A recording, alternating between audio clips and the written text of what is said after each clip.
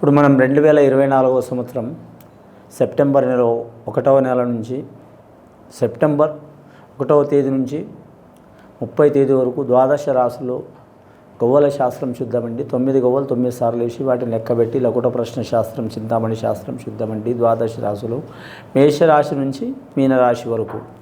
అలాగే ఈ సెప్టెంబర్ మాసంలో వినాయక చవితి శుభాకాంక్షలతో, అలాగే శ్రీకృష్ణాష్టమి శుభాకాంక్షలతో గవ్వల శాస్త్రం ఎలా ఉందో, భూత భవిష్యత్తు వర్ధమానం మేషరాశి నుంచి మీనరాశి వరకు ఎలా ఉందో జ్యోతిష్యం చూద్దామండి. మొదటిగా మేషరాశి వారి జ్యోతిష్యం ఎలా ఉందో చూద్దామండి. గవ్వల శాస్త్రం ప్రకారం ఈ 9 గవ్వలు 3 సార్లు వేసి వాటిని లెక్కబెట్టి జ్యోతిష్యం చూద్దామండి.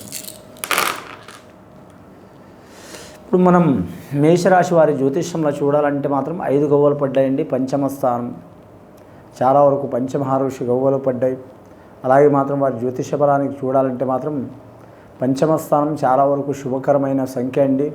వ్యాపార స్థానాన్ని కలిసి వస్తుంది, విద్యాస్థానాన్ని కలిసి వస్తుంది, వైద్యస్థానాన్ని కలిసి వస్తుంది. అలాగే మన పూర్వీకులు సంపాదించిన ఆయుర్వేదానికి సంబంధిస్తుంది. అలాగే ఇప్పుడు నడుస్తున్న మన కంప్యూటర్ యుగంలో సంబంధించిన కంప్యూటర్ పరికరాలు కూడా సైన్స్ రంగానికి కూడా పనిచేస్తుంది అని మేషరాశి వారికి చాలా వరకు మాత్రం ఈ సెప్టెంబర్ నెల మాత్రం అనుకూలంగా ఉందండి వారి పేరు మీద. ఇక ఆదాయ ఖర్చు విషయంలో చూడాలంటే మాత్రం ఎంత ఆదాయం వచ్చినా మాత్రం నిలకడ ఉండదండి. ఒకరి మనసులో ఒకరు ఉండరు, ఎవరి ఆలోచన వారికే ఉంటుంది. ఇక శని వారికి శుభస్థానంలో ఉన్నాడు కాబట్టి మంచి యోగ బలం ఉంటుంది. మరి జాతకానికి బుధ మహర్దశ గవ్వలు పడ్డది కాబట్టి మేషరాశి వారు మాత్రం కృతికా నక్షత్రం వారు వ్యాపార స్థానంలో కలిసి వచ్చే అవకాశం ఉంది. భరణి నక్షత్రం వారు మాత్రం ఉద్యోగం చేసే వారికి కలిసి వస్తుందండి. విద్యార్థులకు విద్య విషయంలో మాత్రం ఆటంకాలు తప్పవండి. అలాగే వివాహం కాని వారికి వివాహ విషయంలో మాత్రం టైం తీసుకోవడం మంచిదండి. వివాహమైన వారికి మాత్రం కుటుంబంలో కలహాలు తప్పవు, ఆకస్మిక ప్రయాణాలు తప్పవు.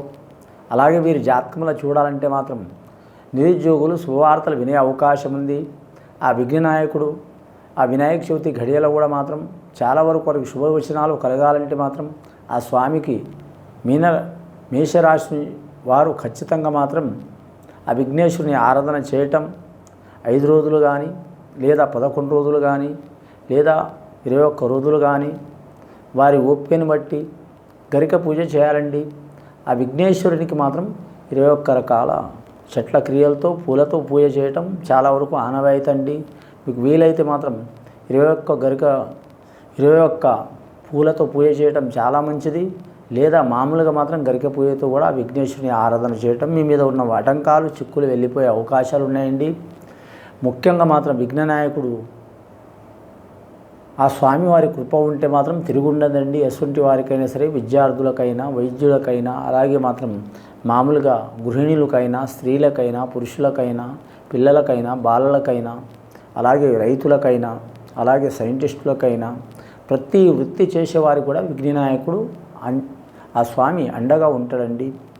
అలాగే వీరి జాతకంలో చూడాలంటే మాత్రం రుణ విషయంలో జాగ్రత్తగా ఉండాలండి.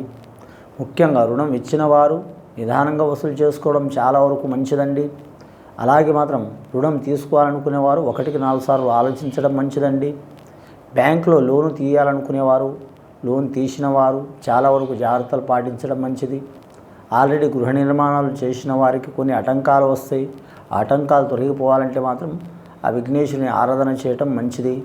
అలాగే వీధిపోటు ఉన్నవారికి ఇంటికి 8 దిక్కులండి. తూర్పు దిక్కు, ఉత్తరం దిక్కు తప్పించి ఏ దిక్కు ఉన్నా కూడా మాత్రం కొందరికి కలిసి రాదండి.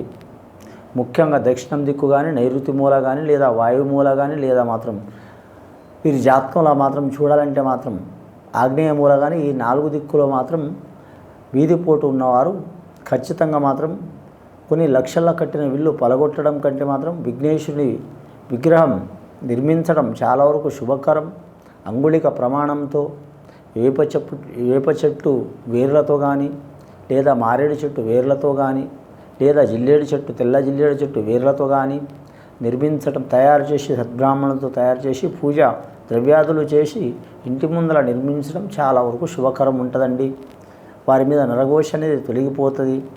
అలాగే స్త్రీలకు, వివాహం కాని స్త్రీలకు ఇష్టప్రకారం వివాహం చేసుకోవాలనుకునేవారు కార్తీక మాసం వరకు వెయిట్ చేయడం చాలా వరకు వారికి అనుకూలంగా ఉంటుందండి. తొందరపాటు నిర్ణయాలు తీసుకుంటే చాలా ఇబ్బందులు పడతారండి. చాలా జాగ్రత్తగా ఉండాలండి. రెండవసారి గవ్వలు వేసి చూస్తాం. మొదటిసారిగా 5 గవ్వలు పడ్డాయండి.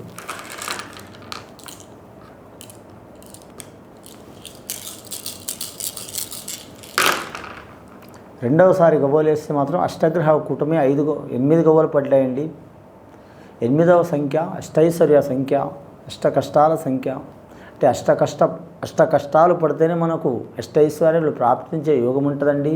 పుట్టుక నుంచి అష్టైశ్వర్యాలు ఉన్నవారు ఖచ్చితంగా కష్టాలు తప్పవు. అలాగే మాత్రం పుట్టుక నుంచి అష్ట కష్టాలు పడుతున్నవారు ఏదో ఒక రోజు వారు మాత్రం ఖచ్చితంగా మాత్రం అష్టైశ్వర్య యోగాలు కలుగుతాయండి. వారి పేరు మీద కలిసి వచ్చే అవకాశం ఉంటుంది. అలాగే వారి జ్యోతిష బలానికి అష్టగ్రహ కూటమి ఇప్పుడు నడిచేది ఈ కలియుగంలో ప్రజాస్వామ్య యోగం అండి. ప్రజాస్వామ్య యోగం అంటే శనిదేవుడికి శనిగ్రహానికి చాలా పవర్ఫుల్ ఉంటుందండి. ఈ అష్ట సంఖ్యలో పుట్టినవారు, అలాగే మేషరాశి అష్ట సంఖ్యలో పుట్టినవారు అంటే 8వ తేదీ కానీ 17వ తేదీ కానీ 25వ తేదీలో పుట్టినవారు కానీ రాజకీయ రంగంలో రాణిస్తారు. అలాగే ఉద్యోగం చేసేవారైతే మాత్రం ఉద్యోగ స్థానంలో రాణిస్తారు. అలాగే బిజినెస్ చేస్తున్న వారైతే బిజినెస్ రంగంలో రాణిస్తారు. అలాగే మాత్రం వారికి కనీసం కొన్ని అక్షరాలు రాని వారు కూడా మాత్రం మహామేధావులు అవుతారు. అలాగే వారి జ్యోతిష బలానికి చూడాలంటే మాత్రం శ్రామిక కార్మికులకు కలిసి వచ్చే అవకాశం ఉంటుంది. అలాగే మాత్రం డ్రైవింగ్ ఫీల్డ్లో ఉన్నవారికి కూడా కలిసి వచ్చే అవకాశం ఉంటుంది. అలాగే విద్యార్థులకు చూడాలంటే మాత్రం విద్య విషయంలో మాత్రం చాలా వరకు మంచి యోగ బలం ఉంటుంది. బహుళ అంతస్తులు కట్టేవారు, అలాగే మాత్రం పారిశ్రామిక రంగంలో ఉన్నవారు కూడా కలిసి వస్తుంది. అలాగే ఉక్కు పరిశ్రమ రంగం వారికి కూడా కలిసి వస్తుంది.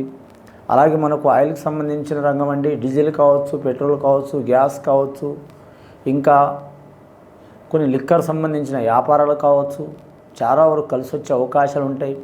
అలాగే ఇనుముకు సంబంధించిన వ్యాపారం, స్టీల్కు సంబంధించిన వ్యాపారం, మన బంగారం వెండి తప్పించి ఏ లోహమైనా సరే వారికి కలిసి వచ్చే అవకాశం ఉంటుందండి. అలాగే వీరి జ్యోతిష్యంలో బొగ్గు రంగం సంబంధించిన వ్యాపారం కూడా కలిసి వస్తుంది. అలాగే ఉప్పు వ్యాపారం కూడా కలిసి వస్తుందండి. ఇప్పటికైతే 13 గవ్వలు పడ్డాయండి. 3వసారి గవ్వలు వేసి చూద్దామండి. 3వసారి గవ్వలు వేస్తే 4 గవ్వలు పడ్డాయండి. మొత్తం వీరి జాతకాన్ని చూడాలంటే మాత్రం 9 ప్లస్ ఫస్ట్ 5 గవ్వలు పడ్డాయండి, తర్వాత 8 గవ్వలు పడ్డాయండి, లాస్ట్ 3వసారి 4 గవ్వలు పడ్డాయండి. మొత్తం వీరి జాతకాన్ని చూడాలంటే 17 గవ్వలు పడ్డాయండి. సరిగ్గా ఆలోచించండి. 17 అంటే 1 + 7. 1 సూర్య మహారదశకు సంబంధించింది, 2 కేతు మహారదశకు సంబంధించి, 2 కలిపితే 1 + 7 అంటే 8.